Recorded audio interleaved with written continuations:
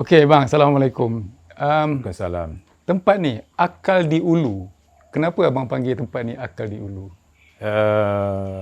Dia begini ya, bila kita mula-mula pindah dulu, sebenarnya bila kita pindah dulu, jiran saya yang paling hampir adalah lebih kurang 1 kilometer jauhnya. Dan dia dikelilingi oleh hutan-hutan. Dan saya kena teroka dengan arwah bapa mentua saya lah. Dengan saudara-saudara bersama-sama meneroka kan. Jadi bila kita pindah kemari, saya pun mengambil keputusan untuk pindah studio, pindahkan keluarga saya untuk menetap di sini kan. Dan bila saya nampak potensi, sebab saya ni orang kampung, jadi bila saya ni orang kampung, saya nampak hutan ni satu potensi. Kebun ni sebuah potensi sebab dia akan menyambung asal-usul saya. Di mana saya datang. Sebab kalau saya orang kampung, saya kena sambung kehidupan saya tu. Orang kampung, kanak-kanak kampung, kemudian dia membesar pun dalam suasana kampung, dia berkarya pun dalam suasana kampung, dan dia mengembangkan ilmu pun dalam suasana kampung. Kalau saya lahir atau membesar dalam sebuah kampung, tiba-tiba saya nak pergi ke bandar dan mengubah kehidupan saya, saya rasa saya tidak berlaku adil pada diri saya. Saya lahir di kampung, kemudian besar di kampung, tiba-tiba saya buat satu studio di bandar. Satu keadaan yang sangat berbeza dan itu tidak adil pada diri saya. Lebih kondusif. Ya. Kerana sebenarnya kita punya tulang belakang kita ni bukan saja tulang belakang yang ada dalam badan kita, tapi tulang belakang yang sebenarnya adalah bagaimana kita dilahirkan, kita terdidik, kita dibesarkan.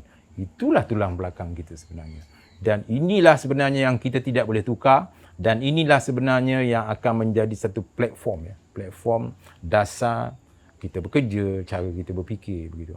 Kalau kita ubah dia akan jadi miring bagi saya. Ya. Itu saya punya pandangan lah. Jadi tempat ni menjadi asas ataupun platform untuk abang berkecimpung dalam kesenian saya. Kesenian abang. Jadi mungkin abang boleh bagi abang punya filosofi tentang kehidupan kesenian abang. Jadi bila saya pindah kemari, saya buat studio kan. Anak saya membesar di sini dan selepas itu saya pastilah ingin menamakan tempat ni sebagai satu nama yang agak istimewa. Dan Akal ni dia satu perkataan daripada bahasa Arab lah, akal ya. Kemudian Akal di Ulu ni di Ulu ni dia adalah satu bahasa Melayu lama. Sebab di Ulu ni dia membawa pengertian bahawa kalau dalam konteks sekarang kita namakan dia sebagai satu sumber, pemegang ulu, ketua, penghulu, sumber di Ulu tu. Jadi Akal di Ulu tu membawa maksud bila digabungkan dua perkataan tersebut, dia akan menjadi satu tempat sumber ilmu, tempat sumber aktiviti, tempat sumber rujukan. Begitu.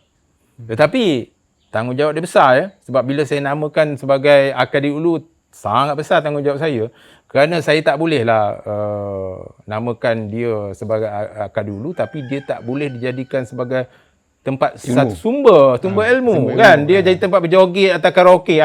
Dia dah jadi miring ya, dia jadi miring ya. Betul. Itu tanggungjawab dan tugas yang besar bila itu sebab kalau kita tengok dalam sejarah ya, mengapa ibu kita bersungguh-sungguh atau bapa kita bersungguh-sungguh mencari nama yang hebat untuk anak-anak dia.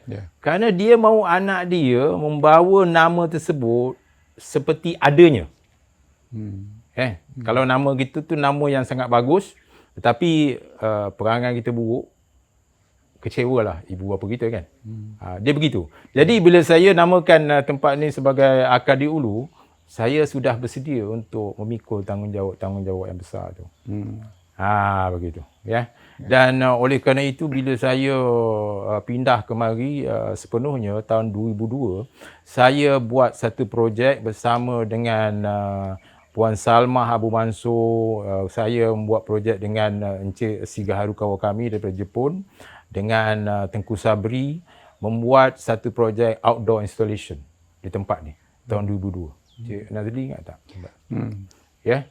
Masa itu kita panggil pelajar-pelajar universiti, kita panggil artis-artis Malaysia bersama 5 orang artis Jepun, dan kita lancarkan satu projek instalasi. Bagaimana kita merapatkan diri kita dengan alam. Tapi abang punya asas is printmaking kan? Saya printmaking. Jadi maybe abang boleh ceritakan sikit asas printmaking ni, apa kepentingan printmaking ni, apa contribution printmaking ni, supaya kita ada basis untuk diskusi yang seterusnya. Dia bila kita bercerita pasal printmaking, sebenarnya kalau diterjemahkan dia sebagai seni cetak. Tapi dalam konteks zaman moden sekarang, kalau kita bercerita tentang seni cetak, kita banyak merujuk kepada seni cetak moden. Ya. Membuat karya lebih daripada satu. Ya. Boleh dibuat edition atau edisi, ya. Dan saya rasa itu salah sebenarnya. Sebab kita tidak merujuk kepada budaya asal kita. Ya, bila kita bercerita tentang seni cetak, dalam budaya kita sebenarnya orang tua-tua kita dia mencetak untuk berkongsi. Betul. Sebab itu kita ada cetak batik, kita ada cetak telepuk, kita ada cetak kuih putu. Sebab bila dia buat kuih putu tu banyak, rupanya sama, rupanya serupa, dan dia boleh berkongsi dengan siapa saja. Ya, anak beranak dia, saudara mara, kawan-kawan dia. Itu sebab kita ada cetak batik, kemudian dia penuh dengan kesenian. Tetapi kalau kita lihat dalam konteks moden, seni cetak moden ni dia melihat cetakan ni sebagai sebuah komoditi. Ya, bila dia dilihat sebagai sebuah komoditi, dia keluar dengan idea-idea yang berupa atau berciri-ciri industri. Dia ada ISO dia ada PYN dia. Maka dengan itu, orang di barat dia membuat satu convention seni cetak yang mengatakan seni cetak harus begini, begini, begini dan begini. Tetapi kalau kita bandingkan dengan datuk nenek kita, mereka tidak peduli itu. Mereka tidak peduli itu. Kerana bagi dia membuat cetakan hanya untuk berkongsi. Jadi dia buat putu kacang. Jadi dia buat kuih bahulu. Itu cetakan lah. Cuma dia edible. Dia boleh dimakan. Dia buat kain batik. Dia buat kain telepuk. Jadi itu mengembangkan budaya. Jadi macam mana asas abang as a printmaker kan boleh evolve untuk membuat instalasi. Saya nak faham yang itu. Itu yang menarik. Jadi sebenarnya, dia punya keywords dia adalah kongsi. Dan jadi kongsi tu, perkataan kongsi tu, yang asalnya daripada seni cetak tu, dia berkembang. Jadi, saya bertanya pada diri saya duduk dalam sebuah kebun, 4.5 hektar, dan saya sangat bertuah kerana saya mempunyai bapa mentua yang sangat memahami jiwa saya. Yeah. Dan dia memberi kebebasan untuk saya berfikir, untuk saya bekerja sebagai seorang artis. Walaupun dia tak faham apa saya buat. Dia memang tak faham. Dan saya, bagaimana saya nak berkongsi tempat ni? Saya nak berkongsi tempat ni, studio ni, saya nak berkongsi kepekaran saya nak berkongsi dengan network saya yang saya bina selama 30 tahun di Indonesia, di Jepun.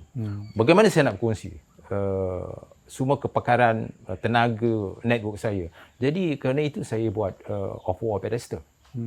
Off-wall pedestal ni saya jemput 5 artis daripada Jepun, dengan 12 artis daripada Malaysia, dan kita ada volunteer daripada UPSI, daripada UiTM, bekerja bersama-sama di sini. Itu projek pertama saya tahun 2002. Kemudian yang menariknya, konsep kongsi itu bukan lagi hanya tertakluk dalam seni cetak.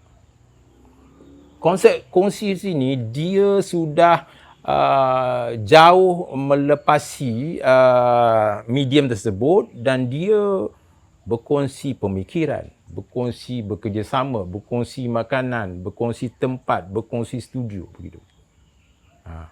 Tujuan dia adalah Tujuan dia kerana bila kita berkongsi ilmu ni, nikmat dia lain. Ini satu benda yang susah saya nak cerita lah. Kan, susah saya nak cerita. Saya ambil as contoh orang selalu tanya saya, macam mana saya boleh hidup di Eropah? Mengapa saya begitu senang pergi ke Jepun, saya boleh buat projek. Encik Nazri pernah bekerja dengan saya semasa kita buat Kembara Jiwa. Kembara Jiwa. Saya boleh pergi ke Jepun, saya berkawan dengan Encik Nazri, okey Encik Nazri kita buat kerja ni. Kita buat projek ni. Begitu mudah. Ya, begitu mudah. Kerana dia bila kita ada satu niat perkongsian yang murni ni, dia banyak pintu yang terbuka dalam kehidupan kita.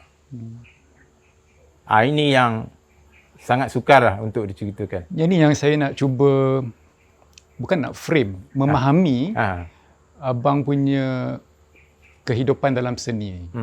Sebab saya kenal abang sebagai printmaker. Ya. Tapi bila saya datang, saya jumpa, saya bekerja dengan abang, saya ada macam-macam pahaman tentang abang. Yang bukan saja sebagai artis, tapi all encompassing. Seolah-olah ini adalah kehidupan abang. Jadi bila abang kena buat projek, you show your management punya expertise. You show your discipline in bila abang kena buat penulisan. So, benda-benda keluar. Jadi, saya sebagai orang yang bukan yang dididik dalam seni, orang yang dididik dalam korporat, saya kena belajar benda-benda ni. Ya, betul. Kan? Betul. Tapi jarang jumpa dalam artis. Jadi saya nak faham abang punya hala tuju apabila abang accept diri abang ni sebagai seorang penggiat seni. Abang punya objektif. Tapi saya bukan penggiat seni. Okey. Silakan. Dan saya juga bukan sebagai seorang pensyarah atau guru. Cuma bila kita hidup, kita kena ingat, kita dilahirkan untuk apa? Kita dilahirkan untuk apa, kan?